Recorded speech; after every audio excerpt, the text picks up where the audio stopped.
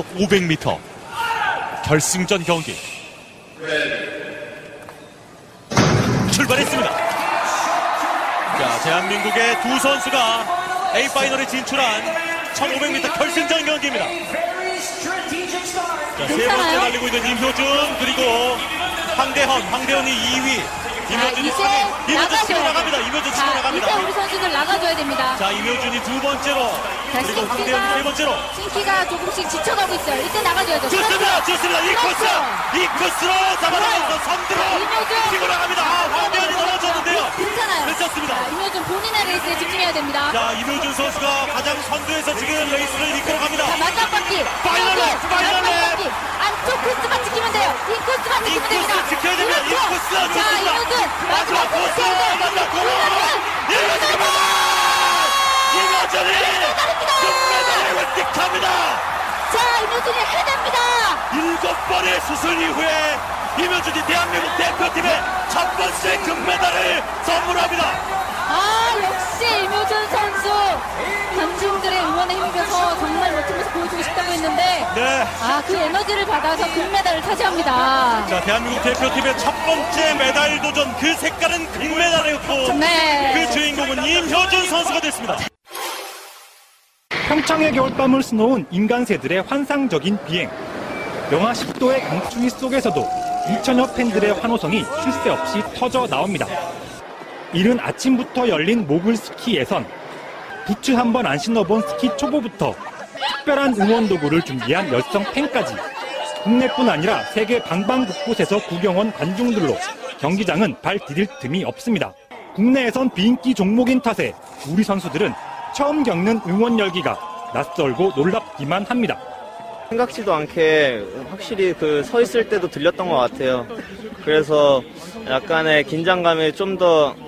혼성 2인조의 선전이 이어진 컬링 경기장도 이틀 연속 매진됐고 피겨 단체전을 본 팬들 역시 직관의 재미에 푹 빠졌습니다. 처음이에요. 이렇게 높이 뛰는지 몰랐고 진짜 TV로 보는 거랑 실제로 보는 거랑 너무 달라요. 세계 정상급 선수들의 경기가 시작되면서 당초 우려했던 티켓 예매율은 이미 조직위가 목표했던 80%를 넘어섰습니다. 추운 날씨와 다소 생소한 날씨 때문에 대규모 노쇼 우려까지 제기됐던 평창올림픽. 개막전 우려와 달리 성공적인 흥행을 예고하고 있습니다. 검찰은 삼성전자가 2009년 다스의 BBK 투자금 회수를 위한 미국 소송 비용을 대신 내준 것이 뇌물이라고 판단하고 있습니다. 다스 소송을 총괄대리했던 미국 로펌 에이킹건프에 지급된 수십억 원이 모두 뇌물이라는 겁니다. 삼성에 대한 압수수색 영장에도 뇌물 공여 혐의를 적시했습니다. 뇌물은 공무원에게 직접 건네는 금품 또는 부정한 청탁을 대가로 공무원이 지정하는 제3의 대상에 주는 금품을 뜻합니다. 검찰은 다스를 이명박 전 대통령의 차명재산으로 판단하고 있는 만큼 투자금 회수 과정에 다스 대신 낸 소송 비용이 모두 이 전 대통령의 직접 뇌물일 가능성에 무게를 두고 있습니다. 직접 뇌물 대신 제3자 뇌물 적용도 가능합니다. 다스의 회장이 친형이고 주주들 역시 이 전 대통령과 이른바 특수관계인이기 때문입니다. 특히 제3자 뇌물은 부정한 청탁이 반드시 있어야 합니다. 검찰이 소송비 대납이 이뤄진 2009년 단행된 이건희 삼성회장 특별사면에 주목하는 이유입니다. 검찰은 이와 관련해 강경호 다스 대표를 어제 불러 조사를 벌였습니다. 강 사장은 투자금 회수 소송이 한창 진행되던 2009년 6월 선임돼 현재까지 이상은 회장과 함께 공동대표를 지내고 있습니다. 이 전 대통령이 서울시장과 대통령 재직 시절 각각 서울메트로와 코레일 사장을 지낸 MB맨으로 꼽히는 인물입니다. 소유 방송 출연자들의 평균 연령은 26세입니다. 청년들의 목소리를 들어보자는 의도로 기획된 방송입니다.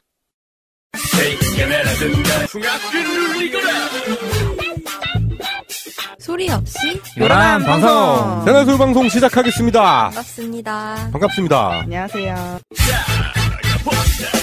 예, 오늘도 세 분 자리하셨습니다. 양세병님, 안녕하세요. 예, 송병훈님 나오셨고요. 네. 예, 그리고 이 작가님 나오셨습니다. 네, 안녕하세요. 네, 어제 다들 올림픽 개막식 보셨죠?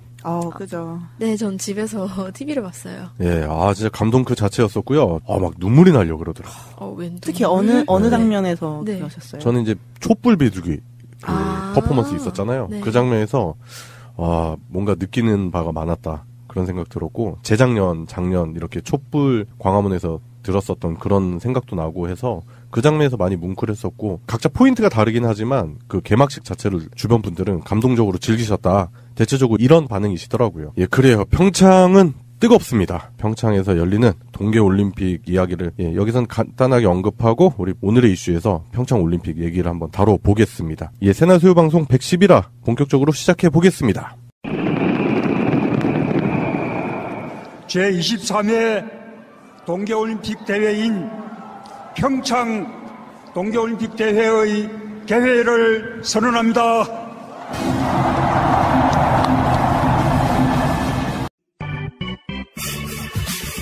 오늘의 이슈.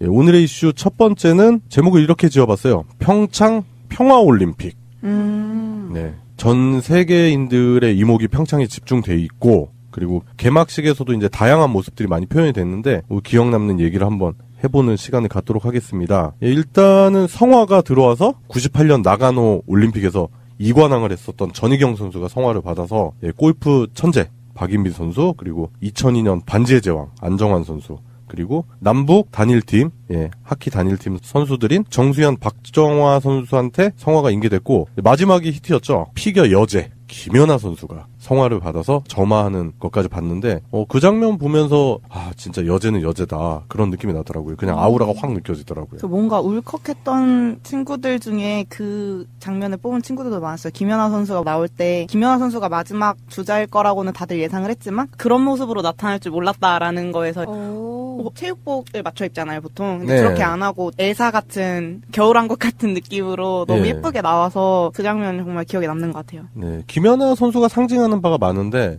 일단은 좀 지난 소치 올림픽에서 너무 아깝게 아무리 봐도 김연아 선수가 우승인데 금메달을 놓쳤잖아요. 그죠. 형광나비가 금메달을 가져가가지고 걔 갈라쇼 할 때 자빠지는 것보다 너무 무서운데 좀 어이없지 않아요? 그 얘기는 해도 끊이지 않죠. 그 얘기는. 예.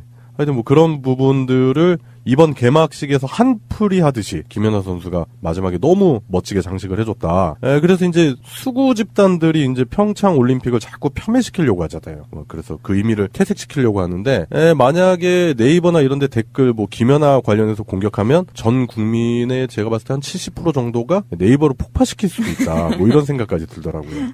그 김연아 선수가 나오는 장면이 그 시청률이 가장 높았었대요. 그 순간 시청률이. 그래서 네. 우리나라에서는 10가구 중에 7가구가 그 장면을 생중계로 보고 있었다고 그렇게 기사를 봤었거든요. 예, 그러니까 좋아하니까 봤겠죠. 그러니까 생각들 잘하시고 김연아 선수 관련한 악성 댓글을 다는 순간 국민적인 지탄을 받게 될 것이다. 얘기할 수 있을 것 같고 김연아 선수가 그렇게 장식을 해줌으로 해서 개막식이 더욱더 빛났다. 그런 생각이 또 드네요. 그리고 김연아 선수가 마지막으로 성화의 불을 이제 딱 옮겨 붙였을 때 그 성화 모습이 달 항아리 모습이었잖아요. 네. 그래서 그런 역사적인 디테일도 놓치지 않았다라는 게 평 중에 하나가 될 것 같아요. 네. 그 달 항아리가 그 조선 후기 대표 문화유산이죠. 네. 그래서 전시회도 꽤 많이 열고 그랬는데 사실은 그러니까 도둑질 당하기도 많이 당한 유물 중에 하나래요.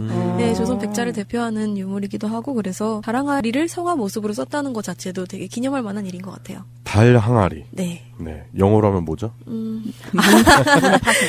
네. 뭐 영어로 해야 문팟. 네, 뭐 하여튼 그렇게 생각을 해보면은 달 항아리가 저는 의미하는 게 그런 항아리 같은 넉넉한 품을 담은 문. 너무 과해. 너무 과해? 그거 아니다. 아니야, 이 정도는 해줘야 돼. 너무해. 이건 약간 거의 아니다. 지능 안티야, 이건. 안 돼. 몰라요. 저는 그렇게 개인적으로 생각합니다. 애청자분들의 판단에 몫에 맡기겠고, 저는 그렇게 생각하고요. 네. 그리고 또 이채로웠었던 모습이 그 드론 있죠. 네. 너무 멋있지 않았어요? 진짜 최고였어요. 그거 볼 때 다들 왜 이렇게 자꾸 CG를 쓰냐 이렇게 보다가 이게 드론이라고? 그러니까 너무 놀랐어요. 저는 이게 너무 놀랐죠. 저는 그냥 레이저 쇼처럼 이렇게 레이저 쏴가지고 이렇게 구현한 건 줄 알았는데 그걸 드론으로 했다는 걸 보고 그 송병훈님 그 기술적으로 가능한가요? 군용 기술로 사실 처음 나온 건데 드론이라는 기술이 네. 그렇게 여러 대를 다양한 전술에 맞춰서 편대를 이제 구성하는 거를 미군 일본에서도 개발을 했고 사실 이게 이번에 보여준 게 인텔에서 이걸 기술을 가지고 와서 보여주게 된 거거든요. 그렇기 때문에 우리나라 기술이다라고 자부하기는 조금 그렇지만은 네. 뭐 조선에서 얘기하는 것처럼 여기에 아예 우리나라 기술이 안 들어간 거 아니에요. 또 조선일보는 또 우리나라 기술 없다 이런 네. 식으로 또 왜곡하는 거죠. 네, 인텔 기술인데 왜 자랑하느냐 뭐 이런 식으로 나오는데 사실 여기에 우리나라 5G 기술이 들어갔어요. 그래서 지금 인텔이 가지고 온 드론이 1218대인데 네. 거기에 이제 각각 다 통신 모듈이 다 들어가서 5G로 연결이 된 건데 그 5G라는 게 저희가 핸드폰 4G 쓰는 그 다음 네. 기술인데 네. 사실 4G랑 5G가 큰 차이점이 속도도 있긴 하지만은 속도는 40배 정도밖에 빨라지지 않고 응답 속도라고 해서 뭐 게임하시는 분들은 잘 아실 거예요. 그게 응답 속도를 1000분의 1초에서 1000분의 5초까지로 이제 줄이는 거랑 그리고 전력을 굉장히 적게 먹는 거 저전력 기술을 목표로 하는 기술이라서 이런 식으로 드론처럼 IoT랑 이런 사물 인터넷에 굉장히 적당한 기술이다라는 걸 시연을 통해 가지고 기업들이 이걸 이제 적극적으로 사용할 수 있도록 생각을 하게 만드는 거죠. 검토하도록. 그 IT 강국의 모습 그리고 약간 미래지향적인 모습이 담긴 거잖아요. 그래서 네. 되게 좋았어요. 그 제 기억에 남는 개막식 하면은 나이대도 그렇게 많지 않으니까 보통 막 88 이런 것보다는 런던을 보통 많이 생각하잖아요. 예. 근데 런던은 되게 우리가 과거에 이렇게 어마어마한 나라였어. 우리는 과거에 이런 운동을 했고 이랬고 이런 모습이었는데 이번 평창올림픽은 현대랑 미래 앞으로 이런 모습일 거야라는 식의 얘기를 보여준 것 같아서 옹고지신 그런 느낌 같아서 되게 좋았던 것 같아요. 기술적인 면으로. 그래요. 그런 드론 기술, 그런 화려함도 또 보여줬었고, 예, 그리고 저는 일단은 그 촛불 비둘기 모양이 있었죠. 저는 그 부분 아까 방송 모두에도 말씀드렸었는데 그 모습을 보면서 결국에는 촛불로 탄생한 정부, 촛불의 정신을 계승하겠다라는 그런 의지를 전 세계에 보여주는 게 아닌가. 그러니까 그 촛불들로 또 평화를 상징하는 비둘기 있잖아요. 네. 그런 걸 보여줌으로 해서 한반도가 분쟁 지역이 아닌 이제 평화를 만들 수 있는 그런 지역이다. 우리는 이제 평화를 추구할 것이다라고 하는 현 정부의 외교에 대한 방향성, 그런 부분을 보여주는 게 아닌가. 그런 생각도 들었습니다. 촛불 혁명이 평화적으로 이루어진 혁명이잖아요. 그렇죠. 네, 그러니까 이 평화라는 거에 딱 어울리는 우리 민족성도 보여주는 거였다고 생각해요. 네. 그리고 그 오찬장에서 나왔던 그 식사 있었죠. 한반도 모양의 이제 그 철조망이 있었는데 그 철조망을 씹어먹는, 그래서 그 철조망을 씹어먹는 그런 부분에 의미를 두는 것도 그런 그 평화를 추구하려는 정부의 그런 의지 반영이 아닌가, 그런 생각도 들어요. 좀 의미 깊었던 게 개막식 때 네. 이명박 전 대통령이 와서 이제 참관을 했단 말이죠. 아, 그 얘기를 좀 하고 넘어가야 되겠네요. 그래서 그 촛불 집회를 이제 광우병 때 네. 그 명박상선 싸가지고 그걸 억압했던 그 사람이 네. 그걸 보고서 어떤 표정을 지었을지 그 좀 궁금하더라고요. 예, 일단 그 안 온다고 했고 안 올 것 같은 사람들이 다 왔어요. 뭐 일단 일본의 아베, 그리고 미국 부통령이죠 펜스, 방금 말씀하신 이명박, 그다음에 홍준표, 안철수. 그 둘이 그 녹색 모자 그 뭐예요? 그거 너무 못난 인형 무슨 막 아니 찰리 초콜릿 공장에 나오던 그 애들처럼 룸파룸파처럼 너무 이렇게 울상인 표정으로 그렇게 막 앉아 있으니까 되게 막 뭐랄까 사람 같지 않았어요. 뭔가 이렇게 인형 같은 느낌. 아, 나는 스머프가 생각나던데. 맞아요. 약간 뭔가 캐릭터 같았어요. 예, 투더리 스머프랑 그다음에 파파 스머프 둘이 이렇게 앉아 있는 얼굴에 것 같아요. 심술이 막 가득가득 붙어 있어가지고. 모자 쓰니까 그 가뜩이나 머리 큰 사람들이 모자 쓰면 더 웃기거든요. 너무 웃겼어요. 예, 그래가지고 그런 부분들 보고, 그리고 뭐 유승민 씨도 왔고. 예. 그분들 표정이 그 일베 하는 되게 유명한 사람이 있는데 아프리카 방송인지 이렇게 방송으로 그걸 딱 틀어놓고서 표정을 보니까 막 나라 이름 표정 짓는 거예요. 그거랑 그분들 표정이 똑같더라고요. 잃었어, 이미 잃었어. 예, 그렇죠. 그들의 나라는 아니니까. 예, 일단은 뭐 이명박 씨 같은 경우는 이제 뭐 아주 최근에 수세에 몰리고 있는 상황이기 때문에 뭐 이렇게 또 올림픽에 나타난 것 자체가 자기가 아직 기가 안 죽었다라는 걸 또 보여주는 그런 퍼포먼스 같은데, 개막식에 앉아있는 장면을 보니까 막 주변에 사람도 없고 그 혼자 쭈구리 할아버지처럼 이렇게 앉아가지고 머리털도 이제 어느 다 빠지고 그래가지고 보면은 이제 갈 날이 얼마 남지 않았구나라는 생각. 예, 최후가 머지 않았다. 뭐 그런 생각까지 들더라고요. 우리가 개막식 얘기하면서 그런 불쾌한 얘기 이제 더 안 해도 될 것 같고요. 예. 그런 모습들을 개막식에서 이제 좋은 모습들을 많이 보여줬고 또 국민들의 기억에 강하게 뇌리에 딱 남게 하는 멋진 개막식이었다. 이런 생각이 들더라고요. 개막식에서 이제 그 퍼레이드를 하잖아요, 나라별로. 네. 근데 그때 이제 굉장히 눈에 띄는 나라들이 있었죠. 네, 저는 그 중에 독일이 굉장히 인상 깊었는데. 그래요? 네, 그 깃발을 우리나라는 북한이랑 같이 한반도기를 가지고 나오기 때문에 네. 우리나라 국기가 나오지 않잖아요. 네. 근데 그거를 이제 독일이 분단을 미리 겪어본 나라로서 그거를 공감한다는 뜻으로 우리나라 깃발을 같이 들고 나온 거예요. 멋있다. 네, 그런 거가 굉장히 역사적으로도 의미 있다고 생각을 했습니다. 네. 저는 그냥 아무 생각 없이 통가를 보면서 멋있다 이러면서 봤는데 굉장히 병우님 그런 생각으로 보셨구나. 네. 멋있으세요. 예, 그리고 일단 그 입장, 그러니까 선수단 입장에서 이제 멋있었던 장면이 뭐 저는 단연컨대 한반도기를 들고 들어오는 남북 선수단 그 부분이 가장 인상 깊었고요. 우리가 예전 방송에서 남북 단일팀 같이 입장하는 거 한번 소개한 적 있었잖아요. 네. 그때 못지않은 그런 감동을 전해주지 않았나 그런 생각이 들고 이제 점점 통일로 가야 되는 우리 한민족이 공존할 수 있는 한반도에서 공존할 수 있는 평화 분위기를 모색할 수 있는 초석이 되는 그런 모습이지 않았나는 생각이 들어요.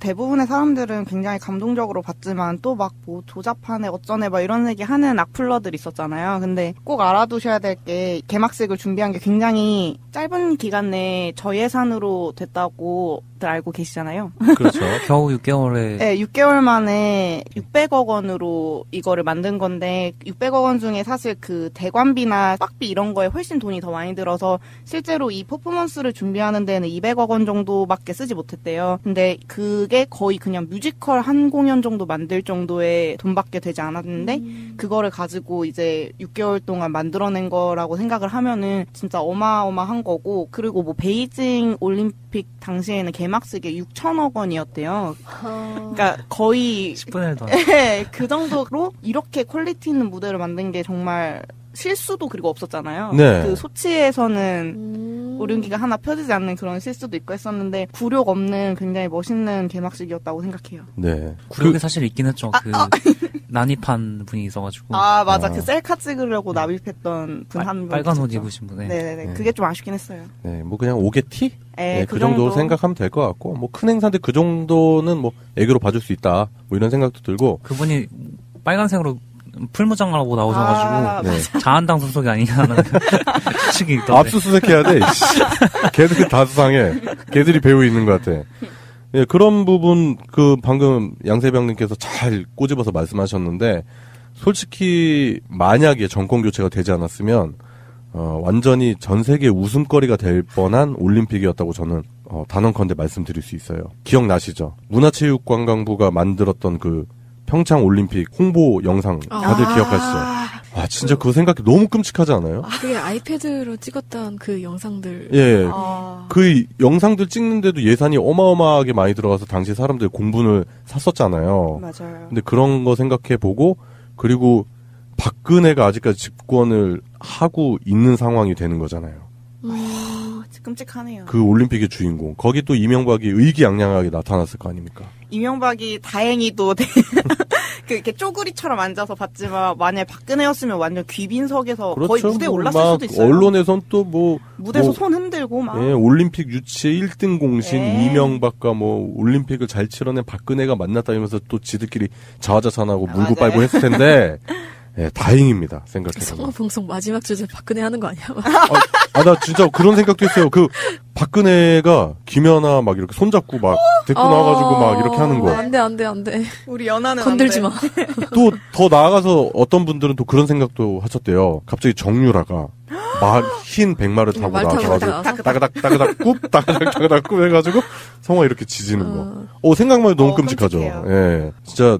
촛불혁명은 대단한 겁니다. 그래서 예, 그 망칠 뻔했던 그 올림픽을 진짜로 성공적으로 이끌 수 있게 한 원동력, 그 원동력은 바로 우리 촛불 시민들의 힘이 아닌가 그런 생각을 해보게 됩니다. 예, 그리고 이번 그 올림픽에서 의미를 두어야 되는 부분들을 꼽아보자면 일단 남북한 정상급들의 만남, 그렇죠. 일단은 뭐 김정은 위원장의 동생. 김여정 중앙위원회 제1부부장이 왔잖아요. 근데 김여정 부부장이 가지는 이제 상징적인 의미가 있더라고요. 이분이 이제 그 김정은이랑 같이 스위스에서 같이 유학을 했었대요. 그렇다 보니까 일반적인 우리가 알고 있는 남매들의 그런 관계가 아니라 어떻게 보면 김정은이 그리고 김여정이 서로 의지하는 그런 정치적인 멘토링 관계. 이렇게 해도 의미 해석이 되더라고요. 그러니까 우리는 보통 이제 남매들 하면 사이가 되게 안 좋잖아요. 네, 여기서 이제 거의 영혼의 짝 그런 정도. 네. 그런 정도 의미를 부여하고 있고, 그리고 또 들리는 속보로는 김여정이 가져온 메시지, 김정은이 그 남북 정상회담을 강하게 원하고 있다. 예, 그런 메시지가 전달이 됐다라는 속보까지 나왔네요. 네. 그 BBC 같은 경우에는 이제 그 사진을 이제 대문짝만하게 걸어가지고 네. 아주 역사적인 순간이다라면서 이제 사진을 썼는데, 네, 그 문재인 대통령이랑 네. 그 김여정 부부장이 악수하는 장면을 네. 가지고 역사적인 악수다 그렇죠. 이렇게 표현을 했더라고요. 네, 굉장히 긴 문제잖아요. 이 네. 분단의 역사가 우리도 힘들지만은 다른 나라도 많이 힘들어하는 이 분단의 역사가 진짜로 이제 종결로 가는 걸로 볼 수 있지 않나. 네. 그렇게까지 볼 수 있을 정도로 굉장히 의미 깊은 기회인 것 같아요. 네. 근데 그 인면조 있잖아요. 그 얘기를 하지 않을 수가 없잖아요. 인면조. 굉장히 짧게 나왔는데 엄청난 맨 마지막 이것도 엄청- 임팩트가 엄청난 히트를 치고 갔죠. 고구려 벽화에서 많이 모티브를 따와가지고 네. 그 고구려 벽화 속에 그 청룡이나 백호, 현무 등의 그 상상 속 동물들도 같이 나오고 백희기약도죠. 그 고구려 벽화에 있는 그 무희들의 춤추는 모습도 그 옷도 굉장히 디테일이 있는 게 그게 그냥 한복 같은 느낌이 아니고 이렇게 각져 있어서 그 벽화 속에 있는 것처럼 굉장히 디테일을 또 살렸다고 하더라고요. 그리고 거기에서 이제 같이 나온 게 아까 얘기했던 인면조인데 그 사람 얼굴을 하고 굉장히 거대한 몸을 가지고 있는 목이 길고 네. 그래서- 용같이 생겼죠. 네, 그래서 유교 드래곤이라고 한동안 불렸었는데 그 머리 위에 쓰고 있는 게 유교 때 쓰던 그 모자 같다고 해가지고 관처럼 생겼네요. 네, 네. 그래서 유교 드래곤이라고 불렸다고 하는데 이게 사실 고구려 벽화에 있는 모습이고 그리고 무병장수를 기원하는 상상 속 동물이래요. 그래서 얼굴이 사람 얼굴인 거는 이제 사람들의 그런 말을 듣고 그리고 몸이 새인 거는 하늘로 날아가서 이제 뭐 천상 뭐 이런 쪽에 얘기를 전할 수 있는 그런 뭔가 동물로 표현이 되고 있었다고 하더라고요. 그러니까 평화의 메시지를 천상과 그 지상에 전달하는 그런 가교 역할을 하는 그런 전사 속의 동물. 네네네. 네. 멋지네요. 네. 그리고 사실은 이게 고구려의 벽화에서 따왔기 때문에 한 개 더 생각해 볼 수 있는 게 네. 중국이 역사적으로 또 동북공정 같은 네. 작업을 하고 있잖아요. 자꾸 건들고 있죠. 네, 그러면서 고구려를 마치 중국 내에 있는 소수민족 정도로 그냥 소속해버리려는 예, 흡수해버리려고 네, 하는. 그런 움직임 보이고 있는데 그런 고구려의 벽화에 나오는 이제 신성한 동물을 네. 올림픽 개막식에서 나타냈다는 것 자체가 동북공정 하지 마 네. 이런 메시지까지 같이 주고 있는 거라고 볼 수가 있죠. 네. 우리 민족 자체가 사실 그런 뜻이 있대요. 우리나라에 왜 이런 새가 있냐 하면은 우리 민족이야말로 신의 소리를 직접 듣는 민족이고 그래서 우리가 신에게 들은 걸 너희한테 알려준다라는 그런 의미를 갖는, 그러니까 역사가 굉장히 깊은 그런 의미를 가지고 있다는 거죠. 그래서 드론 같은 거 괜히 막 하늘을 막 날아다니고 그런 걸 괜히 우리가 하는 게 아니고 그 어떤 하늘과 직접 맞닿을 수 있는 민족이라는 그런 의미를 다 여기 다 함축을 하고 있는 거래요. 네. 예, 그리고 웅녀도 등장했어요. 예.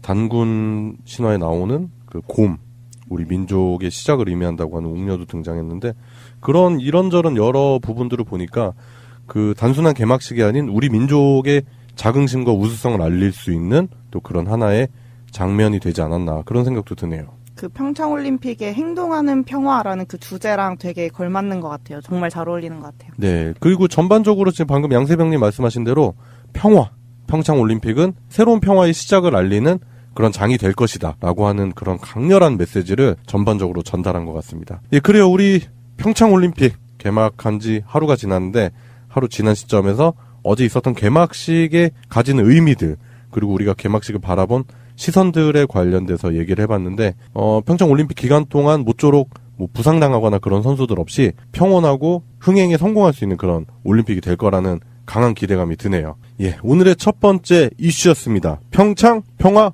올림픽. 예, 오늘의 이슈 두 번째입니다. 오늘의 이슈 두 번째는 27살 먹은 대한민국의 미성숙한 청년에 대해서 한번 얘기해 볼 건데요. 누구 얘기죠? 남경필 지사 아들이 네. 예전에 성범죄 전과도 있는 걸로 알고 있는데 예, 군대에 있을 때. 네, 예. 이번에는 마약 혐의로 네. 기소가 됐다가 이번에 집행유예로 석방이 되었죠. 예, 지금 관련해서 많은 시민분들이 분노를 표출하고 계시죠? 이 사람이 필로폰을 그냥 한 것도 아니고 이거를 밀수해서 제3자에게 팔려는 정황까지 보였는데도 네. 재판부에서는 필로폰을 우리가 알지 못한 필로폰까지 스스로 제출했으며 뭐 반성을 하고 있으며 뭐 그런 얘기를 하면서 이제 집행유예를 때린 거예요. 네. 이제 이 사람이 이제 27인데 네. 미성숙하다 뭐 이런 얘기가 통할 나이 같지는 않고요. 네. 아, 뭔가 저는 이런 그 법조계의 봐주기 수사, 눈치 보기 이런 게 너무 마음에 안 드는데 그래서 오늘 가져와 봤는데 이런 부분을 보면은 미성숙한 청년 그리고 반성을 하고 있다. 뭐 이런 식으로 딱 봐도 얼토당토하는 이유로 이 사람이 집행유예가 된 거잖아요. 이런 잣대가 다른 사람에게도 적용되는지가 참 궁금해요. 아니 근데 솔직히 일반인이었으면 이거 어마어마하죠. 그리고 이게 필로폰이 10g이면 거의 200명이 중독될 수준이래요. 이게 마약은 정말 조그만 양의 엄청난 값이잖아요. 네. 그렇기 때문에 이런 기사가 계속 나오면은 사실 청소년들이나 정말로 미성숙할 수도 있는 그런 어린 친구들이 쉽게 시도를 해볼 수도 있을 것 같아요. 사실 외국에 나갔을 때는 접근성이 훨씬 쉽잖아요. 한국에서보다. 네. 이 사람도 외국에서 이제 하다가 가지고 들어온 경우인데 그냥 집행유예 되네? 걸려도 약간 그 정도밖에 안 되네? 라는 생각으로 쉽게 접근을 할 수밖에 없을 것 같아요. 그리고 미성숙한 27살 청년이 필로폰을 10g 살 돈은 대체 어디서 났을지 참 궁금해져요. 어마무시하죠. 그렇죠. 네. 진짜 이거 말도 안 되는 판결이죠. 그리고 이 마약 유통을 하는 게 더 중재라고 저는 알고 있거든요. 그럼요. 네, 왜냐면은 이제 자기 혼자 뽕에 취하는 거야. 그 사람 개인적인 문제로 끝날 수도 있지만 마약을 유통시킨다는 거는 수많은 범죄를 양산할 수 있는 그런 모습이기 때문에 엄청나게 위험한 짓을 한 건데 이건 국가적으로 위험한 짓이잖아요. 그럼요. 근데 이런 사람이 집행유예로 풀려난다? 이건 진짜 문제가 있는 거죠. 그리고 속옷에 숨겨서 왔다는데 주도면밀해. 이거를 가지고 근데 너무 네. 너무 그렇게까지 해서 가져오고 싶었을까 하는 생각이 좀 들긴 하네요. 근데 사실 그게 또 돈도 되고 약을 하는 사람들은 끊을 수가 없으니까 네. 뭐 똥구멍에 쑤셔박아서라도 숨겨오려면 숨겨올 것 같아요. 뭐 이렇게 삼켜서도 오고 막 그런 네. 데잖아요. 근데 이런 식으로 쉽게 할 거면 그냥 합법화 시키지. 이런 사람들만 봐주고 이게 죄송해요. 근데 양세병님처럼 그런 생각을 할 수밖에 없어요. 뭐 누구는 봐주고 누구는 강하게 처벌받고 한다면 이거 법 자체의 형평성 자체가 진짜 엄청나게 욕을 먹고 있는데 최근에도 그 이재용 집행유예 관련해가지고 지금 뭐 전 국민적으로 지금 분노를 하고 있잖아요. 예, 그래가지고 이제 뭐 트위터상에 이런 얘기도 떠돌아요. 이건희 아들은 삼성의 아들이라 집행유예. 남경필 아들은 도지사 아들이라 집행유예. 이러다가 박근혜는 박정희 딸이라고 집행유예 받는 거 아니냐라고 하는 그런 그 풍자의 목소리도 나오고 있습니다. 그 예전에 그 김무성 사위도 네. 집행유예 받고 풀려났잖아요. 마약 혐의 있었는데. 그때 김무성 사위도 대단했어요. 15여 차례 투약을 했는데도 2년 동안. 그것도 코카인.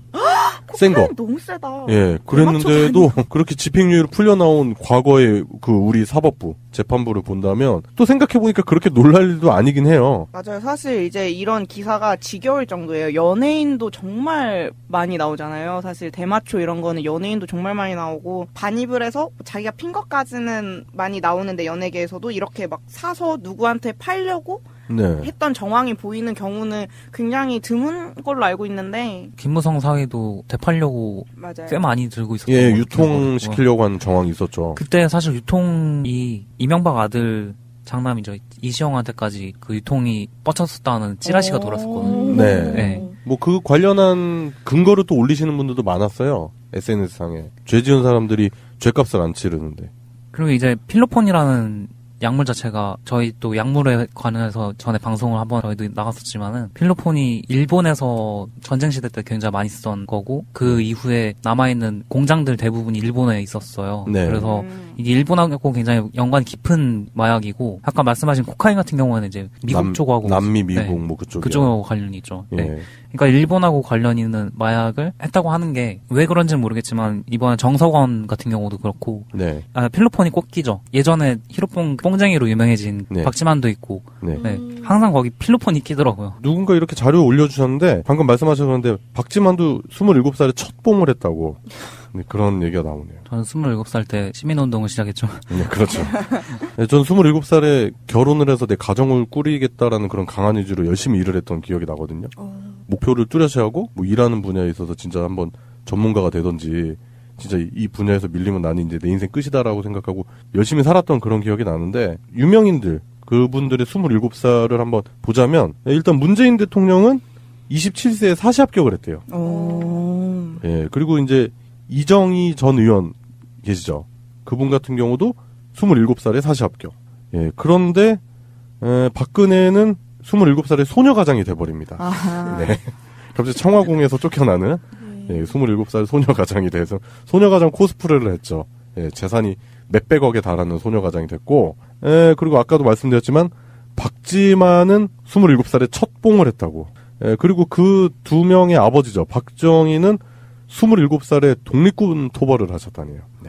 네, 집안 자체가 아주 못 갔네요, 진짜. 네, 하여튼 뭐 풍자적으로 얘기를 드려봤는데 지금 이런 부분들 때문에 나오는 게 결국에는 진짜 권력 있는 자, 돈 가진 자들을 위한 세상, 그들을 위한 재판, 사법 그런 게 아닌가라는 상대적 박탈감이 묻어나는 그런 청년들의 목소리가 많이 나오더라고요. 사실 상대적 박탈감도 박탈감인데 그런 정치 권력이나 경제 권력에 사법부가 휘둘리고 있다라는 사실을 다시 한번 깨닫는 거잖아요. 네, 그렇죠. 그래서 그 사법부에 대한 신뢰 자체도 되게 많이 하락하고 있는 것 같아요. 네.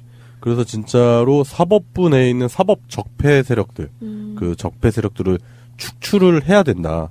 진짜 그 일이 시급하다. 그런 부분을 보여주는 것 같아요. 사실 이게 언론도 이거에 대해서 많이 좀 실망감을 또 다시 안겨주는 게 언론에 실망할 게 남아있어요? 이게 남경필 아들 문제 판결과 그 정석원 연예인 정석원 마약 문제가 딱 같이 터졌는데 이게 비중을 다룰 때 이제 같게라도 다뤄주든가 정석원에 대한 거 굉장히 심도 있게 다뤄주고 뭐 돌도 안 된 아기를 뭐 두고서 뭐 호주로 해외여행을 가서 뭐 몇 명하고 뭐 했고 뭐 그런 거를 이제 자세하게 보도를 하는 것도 있고 그거에 대한 결과인지는 모르겠지만 이제 실시간 검색어에도 계속해서 1위가 지금 정석원이지 남경필 아들에 대한 거는 실검 순위에 잠깐 올라갔다 내려가고 다시 내려가고 잠깐 올랐다 내려가고 이 정도 수준밖에 안 돼요. 맞아요. 그것도 너무 실망스럽네요. 항상 정치 문제를 연예계 이슈로 덮으려는 그런 양상이 여기서도 똑같이 보이는 것 같고. 근데 경중을 굳이 따지자면은 지금 봤을 때 뭐 아까 이제 김무성 사위라든지 남경필 아들 그리고 정석원 씨 이렇게 세 명을 비교해봤을 때 정석원 씨는 이제 현재 가서 단순 투약으로 끝낸 케이스잖아요. 근데 남경필 아들이나 김무성 사위 같은 경우는 그거를 운반을 했단 말이에요. 그러면은 분명히 마약 조직이랑 연관이 있을 수 있잖아요. 이거는 진짜 전 세계적으로 마약은 진짜 전 세계 범죄잖아요. 그렇기 때문에 그런 마약 공급책이라든지 그런 부분도 수사가 같이 병행이 됐었어야 되는 부분인데 그런 부분도 그냥 쑥 하고 날아가는 그런 일이 되는 것 같아요. 그래서 이런 일이 계속 일어나겠죠. 이렇게 바뀌지 않을 것 같네요. 이렇게 사법부가 이런 판결을 내린 걸 보니까. 네, 그래도 이제 뭐 새 정부의 그 사법 개혁이라든지 이런 부분에 대해서 뭐 그런 부분이라도 기대를 걸어야 되지 않겠나 그런 생각이 듭니다. 예, 그래요. 27살의 미성숙한 청년, 아버지를 잘 둔 미성숙한 청년에 대한 이야기를 해봤습니다. 금주의 시사. 예, 금주의 시사입니다. 금주의 시사 첫 번째는 양세병님이 준비하신 시사인데요. 어떤 시사 가져오셨죠? 저는 그 은행의 채용 비리에 대해서 취준생의 입장에서 얘기를 한번 해보려고 합니다. 열받는 일이죠. 완전 열받죠. 제 친구들 중에서도 은행권 취업하려고 준비하는 애들 엄청 많은데 이게 요즘 은행권이 채용 비리 문제로 뒤숭숭한데 사실 은행뿐만이 아니라 최근에 그 강원랜드 채용 비리에서는 전체 직원의 6%가 넘는 그 말도 안 되는 거잖아요. 그런 239명의 사람들이 채용 부정으로 밝혀졌고 또 세종시 공공기관 세 곳에서도 채용 비리가 밝혀지는 등 굉장히 뿌리 깊은 그런 관행들이 나오고 있어요. 근데 이제 제가 말씀드리려는 거는 지난해 12월에서 올해 1월까지 그 계속 이루어졌던 금융감독원 조사에서 은행권의 채용 비리 사례들이 언급이 되기 시작하면서 이게 처음에는 5군데를 얘기를 했었지만 이제는 전 금융권으로 점점 퍼지고 있는 양상이 보이고 있어요. 그래서 그런 걸 보면서 보면서 이제 제가 얘기했던 취준생 친구들이 굉장히 절망하고 또 분노하고 있는데 그 금감원에서 조사에서 파악된 그 5개 은행의 채용 비리에서 의심되는 사례가 총 22건이 이번에 나왔대요. 근데 그중에 그 우리은행은 2015년부터 2017년까지 37명의 VIP 리스트를 관리했고 그리고 하나은행하고 국민은행에서도 채용 관련 특별관리 대상 리스트 명단, 그러니까 말하자면 VIP 리스트랑 똑같은 거죠. 네. 그 명단을 두고 거기에 각각 그 55명, 20명의 이름이 발견된 상황인 거예요. 그래서 하나씩 보면은 우리은행 같은 경우에는 실제로 그 작년 17년도에 우리은행 면접을 봤던 취준생이 했던 인터뷰를 봤는데 그 지난해 국감에서 채점을 연필로 해서 수정한 정황이 있다면서 국회의원들을 질타하는 그런 모습을 봤었는데 실제로 자기가 면접을 볼 때도 면접관들이 연필을 쓰고 있었다라고 얘기를 하면서 그 추후 수정 가능성에 대한 의심을 충분히 해볼 수 있다 이런 얘기도 했었고 네. 그 국민은행 같은 경우에는 특히 굉장히 이슈였던 게 그 KB 금융지주 윤종규 회장의 증손녀가 이 특별관리 리스트에 포함이 돼 있어서 논란이 굉장히 컸어요. 대놓고 하네? 네, 정말 대놓고 다른 금융권을 어떻게 친한 금융권에 넣어주지도 않고 바로 KB로 넣어줘가지고 실제로 증손녀가 서류랑 1차에서 최하위권을 받았대요. 근데 2차 면접에서 최고점을 갑자기 받아서 최종 4등으로 합격하는 등 그런 채용 정황이 드러났는데 이제 가장 이슈가 되고 있는 거는 하나은행이에요. 사실 KB 하나은행 같은 경우에는 네. 아까 금융감독원 조사에서 파악된 채용비리 의심 사례가 22건이라고 했잖아요. 네. 그중에 절반이 넘는 13건이 전부 하나은행에서 이루어진 것으로 나타났고요. 그래서 그중에 6건은 그 청탁에 따른 그 채용 비리였고 나머지 7건이 특히나 더 학생들이 분노하는, 취준생들이 분노하는 지점인데 그 7건들이 스카이 출신의 학생들을 합격시키기 위해서 면접 점수를 조작하고 원래 탈락권이었던 그 서울대, 연세대, 고려대 그리고 미국의 위스콘신대 출신자 7명을 합격시킨 다음에 명지대 등 다른 대학 출신의 7명을 떨어뜨렸대요. 그러니까 여기에서 이제 확 열이 확 받네요 진짜. 그러니까 금수저들만 합격시켜주는 그런 거는 조금 화가 나긴 하지만 뭔가 여태까지 해오던 그런 게 보이잖아요. 근데 당장 자신의 일이 될 수 있다고 생각하는 이 학벌로 인한 네, 학벌 족벌이지 뭐 이제. 네, 그래서 은행이 이제 이런 거에 대해서 반박만 하고 있고 반성을 하나도 하고 있지 않은 모습에 더 이제 열이 받는 거죠. 예, 이 방송을 드시는 애청자분들께서 이제 K2B 하나은행을 애용하시는 분들이 계시다면 예금 다 빼버리세요. 진짜 몹쓸 놈들이네. 그런다고 끄떡이나 할까 모르겠어요, 이 사람들이. 그 하나은행 측의 해명을 한번 보자면 이게 심상정 의원이 올린 거를 봤는데 하나은행 측에서 그 연세대랑 고려대 출신의 지원자 임원 면접 점수를 조정한 거를 네. 왜 그렇게 조정했냐고 물어보니까 하나은행 쪽에서는 입점 대학이기 때문에 더 많이 줬다라고 얘기를 했대요. 근데 사실 알고 보니까 연세대는 하나은행 입점 대학이 아니었던 거예요. 뭐야. 그리고 탈락시킨 지원자 출신 학교인 그 명지대가 오히려 주거래 은행이었던 거예요. 그러니까 되도 안 되는 거짓말, 금방 뽀록날 거짓말로 그냥. 어디서 개구라야. 네, 그냥. 약을 팔아 어디서. 넘겨버린 거죠. 네. 그리고 그거 말고도 하나은행에서 그 서울대 출신의 2명의 점수를 조작해서 합격시킨 이유를 물어보니까 우수인재 채용을 위한 거라고 그냥 밝혀버렸대요. 너무 당당하지 않아요? 아니 우수인재? 뭔 기준으로 우수인재요? 그래서 서울대 출신이면 다 우수인재냐고 얘기를 했지만 답변이 아주 예술이에요. 서울대 출신이 하나도 합격이 안 돼. 우수인력인 서울대 출신을 합격시켰다라고 해명을 했대요. 이게 말인가요? 야, 이런 생각을 가지고 뭐 전 세계 금융에 어쩌고저쩌고 하면서 그런 광고를 내? 그러니까 공개 채용의 의미를 전혀 모르고 있는 분이고 요즘에 정부에서 그 블라인드 채용이니 뭐니 얘기를 그렇게 하는데도 눈 가리고 아웅을 하고 있는 진짜 너무 구태의연한 모습이에요. 네, 너무 당당해요. 네. 그리고 마지막으로 그 해외대 위스콘신대 출신 지원자는 왜 점수를 조작해서 합격시켰냐라고 물어보니까 정상적인 절차를 통해 합격한 걸로 알고 있는데 왜 점수를 조정했는지는 잘 모르겠습니다라고 대답을 했대요. 뭔 개소리냐? 그러니까 관계자가 도저히 말이 안 통하는 상태? 그냥 예전에 그거 같아요.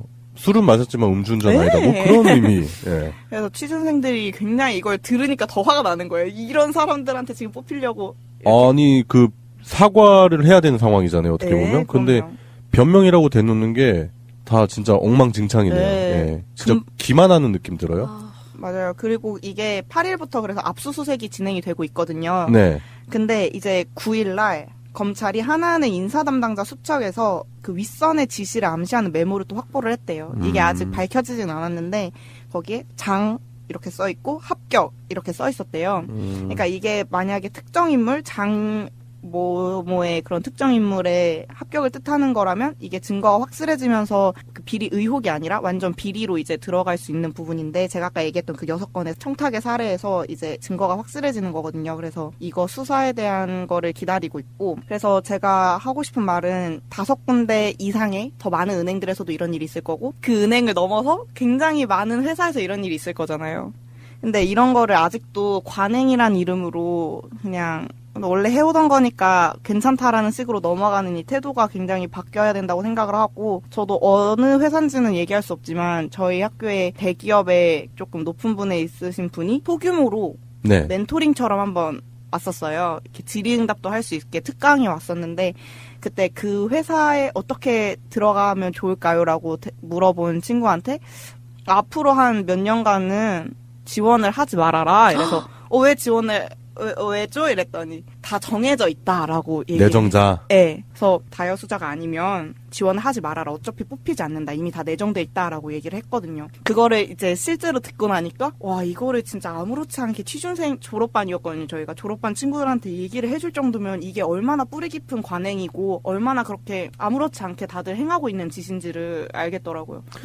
저희 같은 경우 저도 그런 경험을 많이 해봤는데 이제 직업 분야가 이제 좀 되게 어떻게 보면은 넓이가 그렇게 넓은 분야가 아니다 보니까 면접 보러 가면은 그런 얘기해요. 내정자 누구다.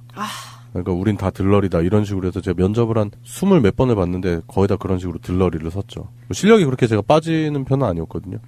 근데 내정자들 문제는 진짜 어제 오늘 얘기는 아닌 것 같아요. 근데 사실 내정자가 있으면 사실 뭐 경력직을 뽑을 때도 그렇고 사람들 포트폴리오 보고 그냥 윗사람이 마음에 들면 그냥 뽑을 수 있는 거잖아요. 네. 그런 거는 뭐 민간 기업이니까 상관이 없는데 공개 채용이라고 열어놓고 취준생들을 맞아. 기만하는 행위가 문제인 거죠. 그냥 내정자가 있으면 그냥 그 사람들 뽑아서 쓰시던가. 그러니까 나도 그 다 지원했던 게 공개 채용이었거든. 네, 공개 채용에서 내정자를 만드는 게 진짜 말이 안 되는 거죠. 네, 자꾸 그런 식으로 제가 겉돌다 보니까 이렇게 삐딱한 40대가 되는 거예요. 성격질하고.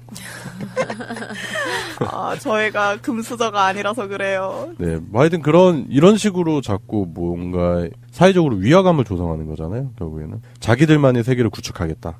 엘리트 패권주의 뭐 이런 거 뭐 여실히 보여주는 그런 사태인 것 같네요. 이것도 어떻게 보면 약간 갑질의 한 형태이지 않을까 이런 생각도 맞아. 해요. 그러니까 그런 경험으로 인해서 상실감을 느낄 청년들은 전혀 고려하지 않는 거잖아요. 네. 너는 그냥 들러리 서 우리는 이런 공개 채용이라는 예쁜 이름이 필요해 라는 거잖아요. 그렇죠. 네. 그 학습된 무기력이라는 말을 뉴스에서 봤는데 그게 굉장히 와닿더라고요. 청년들이 지금 학습된 무기력에 빠져 있다, 우울하다라는 얘기를 하는데 계속해서 이렇게 떨어지는 친구들이 이런 기사를 보면 또다시 그렇게 무기력에 빠져 있지 않을까 걱정이 되기도 하네요. 이 정도 됐으면 이제 하나은행 막 불매운동 이런 것도 좀 일어나고 해야 되는데 사실 불매운동이랄 것도 없이 변명을 그따위로 하는 회사를 믿을 수 있는 소비자가 그렇죠. 전 네. 진짜 신뢰감이 확 떨어지는데요. 기업에 대한. 뭐 제가 그쪽에다 예금이 있거나 그런 건 아닌데 주거래 은행도 아니긴 하지만 저런 은행을 믿고 과연 돈을 맡길 수 있는지 아니면 투자를 할 수 있는지 그런 부분부터 뭐 한번 곱씹어 볼 만한 일인 것 같기도 해요. 차라리 저축은행에 생각해보니까 되게 열받는다 진짜. 안 그래? 그래서 이제는 관행이라든지 이게 현실이다 이런 얘기를 하지 말고 청년들에게 옳고 그른 게 뭔지를 보여주는 어른들이 됐으면 좋겠습니다. 제가 사실 하나은행 주거래 은행이거든요. 아이고. 제가 이번에 그래서 거기 있던 예금을 한 3분의 1을 빼가지고 다른 은행 옮겨버렸어요. 카카오뱅크 좋아요, 카카오뱅크. 카카오 좋죠. 저도 하나 계좌했어요, 카카오뱅크. 저도 카드 받았어요, 라이언 카드. 라이언 카드. 얼마나 이뻐. 맞아요. 그리고 캐시백도 많이 줘요. 맞아요. 쓰면 쓸수록. 뭐 우리끼리 우스갯소리로 얘기를 해봤는데 참 씁쓸합니다. 입맛이 쓰네요. 입맛이 참 쓴 얘기고, 이런 관행들, 이런 적폐들이 어서 빨리 사라져야 될 텐데 그 시간이 분명히 필요하겠죠. 엄청나게 긴 시간과 수많은 사람들의 노력 그리고 수많은 사람들의 관심이 있어야지 이런 부분들이 해소가 될 수 있지 않겠나라는 생각이 들고 이번 시사 준비하시느라 고생하셨고요. 그리고 이 땅의 모든 취업 준비생들에게 힘을 내시라는 그래도 힘을 내자라는 말씀을 드려보고 싶네요. 예, 금주의 시사 첫 번째였습니다.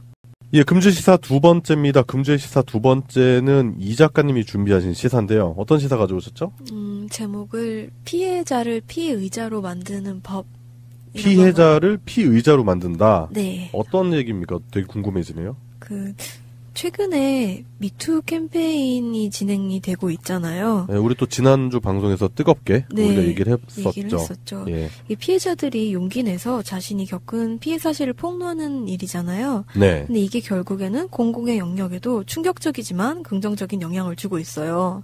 그래서 서 검사의 폭로부터 최근에는 최영미 시인의 폭로도 있었죠. 네, 너무 충격적이었습니다. 그렇죠. 예. 그리고 계속해서 뭐 모임이라던가 뭐 방송이라던가 SNS 상에서도 끝없이 미투 캠페인의 피해자들이 자신의 얘기를 해가지고 폐쇄되어 있던 단체의 고인물을 좀 쏟아버리게 하고 그 불합리한 권력 체계를 조금이나마 뒤흔들 수 있는 계기를 마련해주고 있어요. 네. 그리고 그 피해자들에게 그 일이 자기의 잘못 때문에 일어난 일이 아님을 알려주고 있고 그 사회에 만연했던 부조리한 만행들을 좀 이렇게 숨겨져 있던 것들을 드러내는 역할도 하고 있어요. 근데 두 사람의 그러니까 서 검사의 폭로와 최영미 시인의 폭로에서 공통적이었던 점이 하나 있는데 이게 성폭력 그 자체만도 문제지만 성폭력에서 이게 끝나지 않고 그런 편중된 권력에 의해서 실제적으로 승진이나 성공이 가로막힌다라는 점이 한번 지적이 됐었거든요. 네. 네.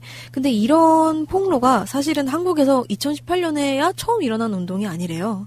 네.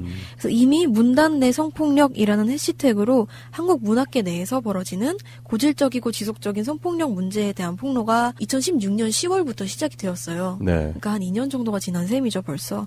근데 미투 캠페인의 일종의 효시인 셈인데 근데 이 운동이 국정농단과 함께 여러 가지 사건으로 잠시 묻혀지는 듯 싶다가 그렇죠. 그래서 2018년 1월에 다시 최영미 시인의 폭로로 드러나게 된 건데요. 근데 아까 말씀드렸듯이 이런 운동을 묻히게 했던 여러 원인 중 한 가지가 바로 이 사실 적시에 의한 명예훼손죄였습니다. 네.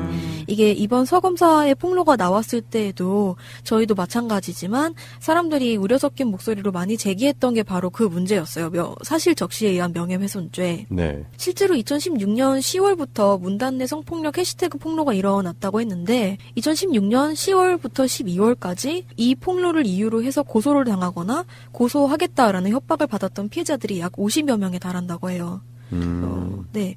2017년 1월부터 이 명예훼손죄로 고소당한 사람들에 대해서 전격 수사가 이루어지면서 그 수사의 형태가 어떻든지 간에 결국 겨우 용기를 냈던 피해자들을 다시 위축되게 하고 잠적하게 만들었었죠. 네. 네. 본인이 피해자이고 피해자라고 주장을 하는데 오히려 명예훼손이라는 굴레를 씌워버리면 그분들이 아니면 그분들 이외의 사람들이 자신들의 피해를 얘기하는 게 위축이 되겠죠. 그렇죠. 그걸 노리는 거죠. 네. 네. 그 사실 적시에 의한 명예훼손법이라는 게 이제야 약간 말할 용기를 갖게 된 피해자들을 피의자로 만들어버리는 법인 거예요. 네. 네. 그래서 법은 피해자를 가해자가 고소함으로써 피해자의 말하기를 올가맬 수 있도록 그러니까 가해자에게 유리하게 설정되어 있는 거예요. 네. 그래서 첫 번째로는 피해자의 폭로를 억압해서 피해자가 겪었던 해당 사건을 제대로 규명하지 못하게 만들고요. 두 번째로는 공익적으로 유용한 공론화를 이뤄낼 수 있는 사건을 단지 소모적으로 소비하게 만들어요.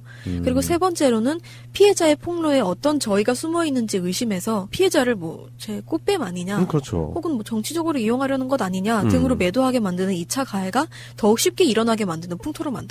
네. 네. 사실은 이런 부작용들이 많고 사실 부작용밖에 없는 법이라고 생각이 들기도 하거든요. 이거 보면. 네. 근데 이런 사실관계 적시에 의한 명예훼손죄를 처벌하는 규정을 폐지해야 된다. 이런 법 개정안이 역대 국회에서 여러 차례 발의가 되어 왔대요. 20대 국회에서도 금태섭 더불어민주당 의원이 2016년 9월 대표 발의를 했는데 계속해서 국회 법제사법위원회 법안 심사 소위에 계류 중이라고 합니다. 네, 법사위원장이 권성동이죠?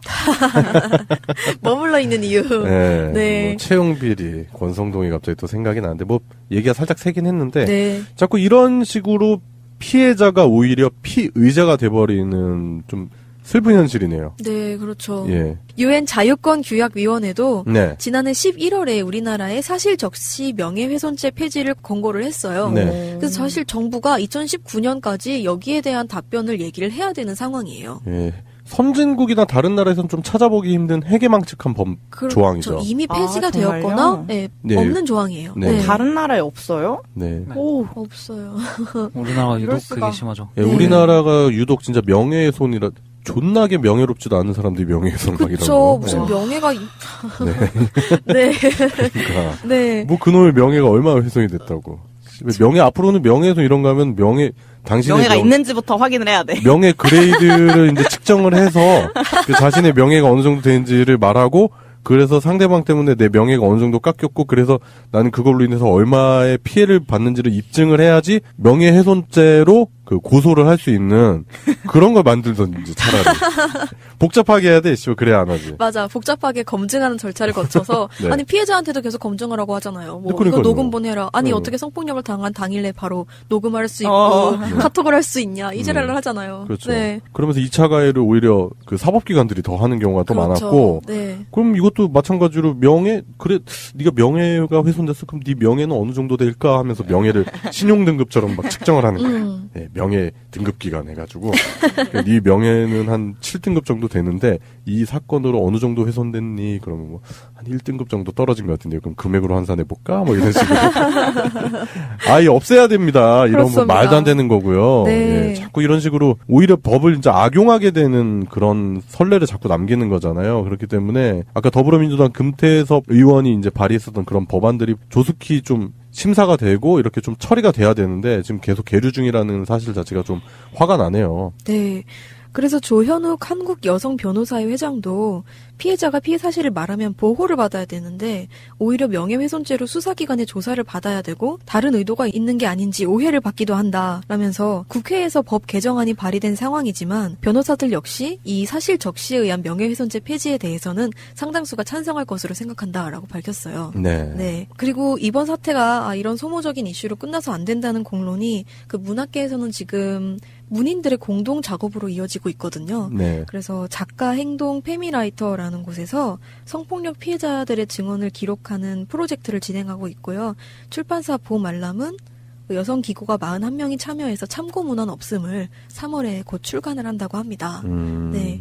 지금 그런 미투 캠페인 이라는 운동이 이런 식으로 출간으로 이어지기도 하고 사실 적시에 의한 명예훼손죄 폐지가 되어야 된다라는 의견으로도 이어지고 있고 네. 뭐 계속 발전이 되고 있긴 한데 사실은 지금 말해야 되고 드러나야 되는 건 피해자들이 아니잖아요. 네. 가해자들이 나와서 용서를 빌건 사실에 대해서 밝히건 이래야 되는데 계속해서 피해자들한테만 법의 멍에 굴레가 씌워지는 것 같아서 안타까워서 한번 가져와 봤습니다. 네. 그래요. 최근에 대한민국을 대표하는 문학가라고 하시는 시인 이엔. 네. 네, 그 문제도 많이 거론이 됐었죠. 그렇죠. 그러면서 이제 문단 내 성폭력, 그 수위의 깊이가 엄청나게 깊다. 그리고 그 뿌리가 오래됐다라는 얘기도 많이 나오더라고요. 그 이문열 소설가의 소설 중에 그 분의 이야기를 다루는 듯한 구도의 소설이 있었는데 그건 마저도 이거 좀 잘라라 걸러라 라는 검열을 당했다고 합니다. 내부 검열도 있어요. 그렇습니다. 대단하네요. 네, 그래요. 문단 내 성폭력 사회 전반에 걸쳐서 있는 그 진짜 뿌리 깊은 문제인데 그 문제를 이제는 이야기할 수 있다라는 취지로 미투 운동이 활발하게 벌어지고 있는데 미투 운동 자체에 대한 일종의 그 피의자들이 오히려 피해자를 기만하는 듯한 사실 적시에 명예훼손, 좀 해괴망측한 법률이 좀 문제가 있는 것 같고요. 그거에 대해서 얘기한 것 같고 그 관련한 이제 법률 조항이 얼마나 모순적인지 또 그런 부분 한번 꼬집어 봤던 것 같습니다. 네. 예, 그래요. 이 작가님이 준비하신 시사를 끝으로 새날수요방송 110이라 오늘은 여기까지 하겠습니다. 감사합니다. 감사합니다. 여기까지 합시다. 타이틀 음악, 디템포, 편집, 최정민. 한 발짝 늦은 뉴스.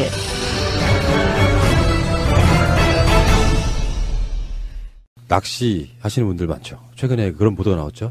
낚시가 등산보다 국민 레저? 왜 이렇게 됐다? 뭐 이렇게 이야기했어요. 낚시인이 700만 명이라고 하는 숫자 보고 깜짝 놀랐는데. 저도. 근데 최근에 이제 아니에요. 아직 뭐 정해진 건 아니지만 해수부에서 낚시 부담금을 내야 된다. 근데 이게 해수부가 걷는 건 아니고요. 지자체가 걷게끔 만들어줘서 저는 이거 찬성합니다. 낚시라는 게 가보신 분들은 다 아시겠지만 쓰레기도 많이 생기고요. 여러 가지로. 근데 그거 안 치고 가시는 분도 꽤 있고 막 그러고 왜 그 납덩어리로 된 이런 것은 바다에 빠뜨려가지고 바다 오염시키는 주범이 되기도 하고 그렇습니다. 그래서 해수부에서 낚시인들한테 이제 지방자치단체별로 특정 지역 낚시 구간들에서는 낚시 관련한 부담금을 내야 된다. 이런 안이 나왔는데 어떻게 생각하십니까? 저는 개인적으로 낚시를 하지 않아서 그러니까 낚시 관련한 어떤 산업이나 분위기가 어떤지는 잘 모르지만 제가 일본에 여행 갔을 때 낚시는 전 세계적인 취미잖아요. 그래서 일본에도 낚시하는 사람들이 많이 있었는데 그때 이제 그 안내해주던 형이 하는 이야기가 저 사람들을 다 자격증을 갖고 있다는 거예요. 무슨 자격증? 그러니까 우리나라로 치면 자동차 운전을 하려면 운전면허증이 있어야 되듯이 일종의 허가증이 있어야 된대요. 그래서 아무나 이렇게 다 할 수 있는 게 아니라 일정 소양 교육을 받아야 되고 그 어떤 사용료 같은 거, 그러니까 활동 비용을 납부해야지 정해진 기간 동안 낚시할 수 있는 그 자격이 나온대요. 그래서 그 자격이 있는 사람만 지자체나 그 낚시하는 그 공간에 그걸 보여줘야지 할 수 있다고 하더라고요. 괜찮다고 생각했어요, 그게. 700만 분의 1의 확률로 들어가는 낚시인으로서 한마디 하겠습니다. 뭐냐면 지금 그 야수님이 얘기한 것처럼 라이선스 제도는 굉장히 필요해요. 그러니까 낚시라는 게 우리가 그냥 저수지 개울에서 낚시를 하는 게 아니고요. 자, 낚시라는 것을 보면 낚시는 어업과 취미 두 개로 나눠서 라이센스를 그렇죠. 줘야 되거든요. 우리 칼치 잡을 때 낚시를 잡잖아요. 참치는 낚시를 잡고 이거는 어업의 낚시고요. 몰라요. 그 참치는 캔으로 나오는 거 아닌가요? 캔으로 잡기도 하고. 그러니까 어업으로서의 낚시와 취미로서의 낚시의 라이센스, 자격증 제도를 만들어줘야 되고요. 이 자격증 제도를 이수하지 않고 낚시를 하는 사람들은 굉장히 엄한 처벌에 처하게 하는 게 맞아요. 국가 차원에서. 그리고 이렇게 이용부담금이라는 거는요. 이거는 약해요. 이용부담금이라는 제도 자체는 지금 그 해수부에서 추진한다는 것은 각 지자체별로 낚시터를 지정을 해서 여기 얼마 받아 이렇게 하겠다는 얘기거든요. 그래서 여기서 낚시하려면 이용부담금 얼마 내 이렇게 하겠다는 얘기인데 이거는 굉장히 위험합니다. 왜냐하면 대한민국에 있는 낚시터들 중에 대부분은 유료 낚시터예요. 무슨 말이냐면 사적인 이익을 추구하는 낚시터라는 얘기죠. 거기에 낚시인들이 어차피 뭐 이런 소양호 이런 데가 아니라면 가까운 데 낚시를 가기 위해서는 돈을 지불하는 낚시터로 가는 거예요. 그래서 차로 1시간 이내에 움직이면 유료 낚시터로 갑니다. 또 좌대에 앉아서 편하게 낚시를 하기 위해서는. 그런데 이용부담금을 물린다는 거는 낚시 주인한테 이만큼 더 받아서 내. 우리한테 내라는 얘기거든요. 그럼 낚시인한테 돈을 걷겠다는 거예요. 그러면 과연 환경이 통제될까요? 안 돼요. 왜냐하면 낚시터 주인이 그거를 의무적으로 강제적으로 환경을 보호해야 될 책임을 지기가 굉장히 어려운 시스템으로 돼 있어요, 우리나라는. 근데 그거는 좀 약간 일종의 기후? 왜 그러냐면 저도 700만 분의 1의 낚시인이었어요. 그러니까 예를 들어서 실내 낚시터는 제외하고 뭐 영인이라든지 경기도 쪽만 가도 사유지에서 그냥 입장료 내고 들어가서 낚시하는 곳들이 있어요. 거기는 오히려 관리인들에 의해서 관리가 됩니다. 그러니까 오염 자체가 관리가 되는 측면이고, 왜냐하면 자기들의 영업장이거든. 그건 다른 측면이고, 여기 중점을 두고 싶어 하는 건 바다의 이야기이기 때문에 이 부분은 사실은 일반적으로 어떤 특정한 사인이 쓰고 있는 어장이 아닌 이상은 바닷가 어디서나 낚시를 할 수 있는데 거기에 여기서 부담금이라고 말하는 건 환경 부담금 이야기하는 거잖아요. 그러니까 이런 부분은 뭔가 좀 부과가 된다는 것. 예를 들어 우리가 지금 담배를 피우지 않습니까? 담배 피우는데도 환경 부담금이 포함돼 있고요. 하다못해 자동차 운전하는데 휘발유에도 환경 부담금이 포함이 돼 있어요. 근데 전체적으로 보면 실제로 낚시하는 사람들이 전부 다 가서 깨끗하게 치우고 돌아오는 게 아니란 말이에요. 그리고 또 어족 보호 차원이라는 것도 있는 것이고, 그래서 그게 라이센스든 환경 부담금이든 간에 이게 좀 국민들한테 돈이 되면 얼마나 되겠습니까, 솔직히. 바닷가에 낚시하는데 뭐 몇만 원 받아요 이런 건 아니야. 그러니까 경각심을 불러일으켜서. 그런데 진짜로 저는 걱정해야 될 지점은 뭐냐면은 부담금을 내기 때문에 더 오염시킨 사람들이 있다는 거야. 예를 들면 야 이거 돈 냈는데 내가 이걸 왜 치우고 가니 이렇게 될 수도 있다는 거예요. 그러니까 계도가 같이 돼야 된다는 뜻이죠.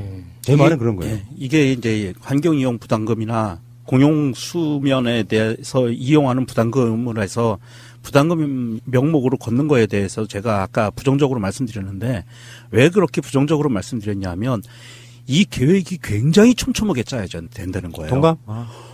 어리숙하게 짜여지는 순간 지금 대한민국 바다에서요 낚시인들이 마음 편하게 불법이지 않은 상태로 합법적으로 낚시할 수 있는 곳이 있다고 생각하세요? 없습니다. 대한민국의 해안가는요 전체 대한민국 해안가가 5,000개 관리하에 있어요. 거기서 물고기를 잡으면 불법이에요. 그렇게 돼 있습니다. 우리나라 법이. 부담금을 어떻게 매길 것이냐. 이게 굉장히 중요한 문제가 걸려요. 누구에게 매길 것이냐. 실제로 낚시하는 사람에게 부담금을 매길 방법이 있겠느냐.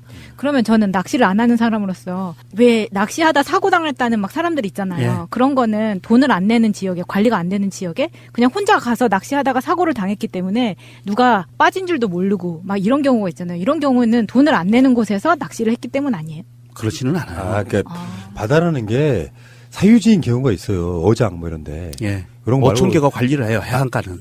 근데 나머지는 사실은 공용 개념인 거지. 누구 땅도 아닌 경우가 많잖아요. 근데 거기에 낚싯배가 가서 그냥 낚시하고 돌아오는 거거든요. 근데 그렇게 되면 그 오자원의 남획, 포획 이런 것도 있지만 그건 두 번째 문제고 정말 낚시로 뭐 생계를 위협할 정도라고 저는 아직까지 보진 않거든요. 그런데 문제는 그게 그들이 그렇게 움직이면서 자동차가 휘발유를 쓰면서 매연을 배출하면 환경 부담금으로 그걸 상쇄하는 것처럼 뭔가 바닷가에서 하든 배를 타고 나가서 하든 아주 비싼 양은 아니더라도 우리가 왜 쓰레기 예전에는 그냥 비닐봉투에 버렸잖아요. 근데 내가 쓰레기를 버리면서 환경 부담금조로 봉투를 사서 쓰고 있는 거거든요. 이것도 이제 할 때가 됐다 이런 거지. 왜냐하면 바다 오염 너무 심하기 때문에 그래요. 그래서 저는 징수의 문제인데 사실은 이거를 아까 말씀드린 것처럼 라이센스 제도를 명확하게 굳혀놓고요. 라이센스에 그 이용금을 부과하면 굉장히 합리적으로 돼요. 그거 좋네. 예. 왜냐하면 수렵하는 것도 지금 라이센스거든요. 그렇죠. 그렇게 부과하면 굉장히 합리적으로 돌아가는데 그러지 않고 라이센스 없이 이용금만 부과한다고 하면 사실 공유 수면에서 낚싯배가 가서 그 낚시하는 것도 지금 사실은 낚시배에다가 돈을 받아요.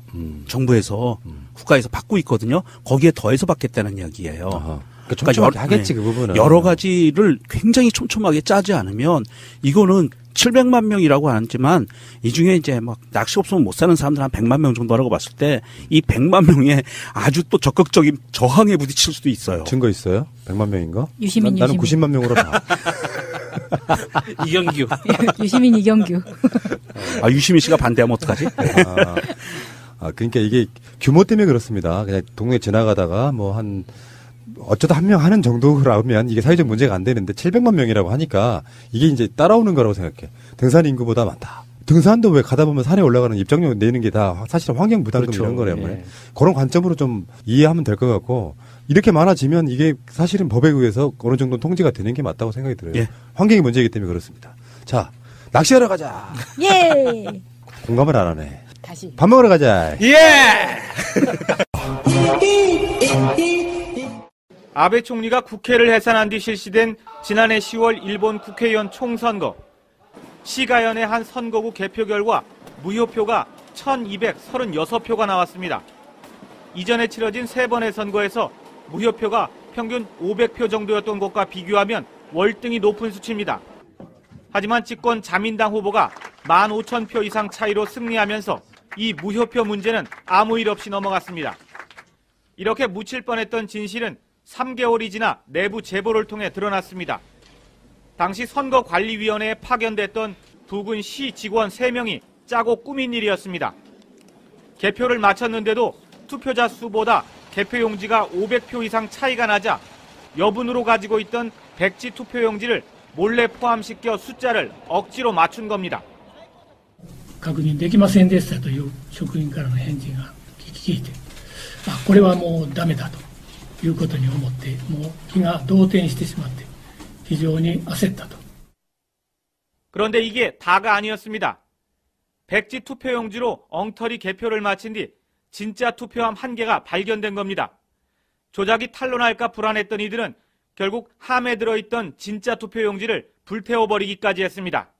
選挙の適正な執行というところでほんまにご迷惑が来たり、信用失墜になるようなことをしてほんまに申し訳ないと思ってますが、もう謝るだけです。すみませんでした。はい。 선거가 끝나고도 여분으로 준비한 투표용지를 제대로 확인하지 않은 선관위는 뒤늦게 제도 개선에 나섰고 경찰은 해당 직원 3명에 대해 공직선거법 위반 혐의로 수사에 착수했습니다. 인터넷 쇼핑몰을 하고 싶으세요? 회사 홈페이지를 만들고 싶으세요? 새날과 연대하는 한국 도메인 지원센터에 연락해보세요. 새가 날아든다를 듣고 연락했다 하시고 상담을 한번 받아보세요. 친절하게 응대를 해주실 겁니다. 아주 저렴한 가격으로 홈페이지를 만드는 방법. 한국 도메인 지원센터입니다. 02-6049-2616 한글로 한국도메인센터.kr 홈페이지 잘 만드는 회사가 한국 도메인 지원센터라는 것을 전 세계가 알아버렸습니다.